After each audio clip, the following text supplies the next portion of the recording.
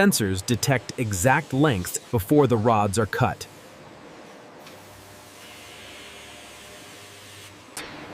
Any bends are corrected using automatic straightening machines. Here, the rods cool naturally, achieving the perfect balance of strength and flexibility.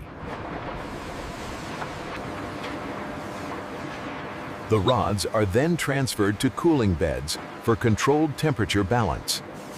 While the surface hardens, the core remains hot, creating a strong internal structure.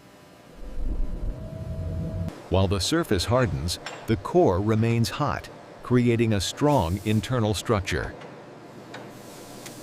High-pressure water jets rapidly cool the outer surface, increasing hardness. The freshly formed rods immediately enter the TMT quenching system. Special rib-forming rollers engrave patterns on the rods to improve bonding with concrete. Only approved rods receive great markings and certification stamps. In the final rolling stand, the steel rods are shaped to their exact diameter and thickness. The rods are tested for tensile strength, yield point, and durability. Random samples are selected from each batch for quality testing.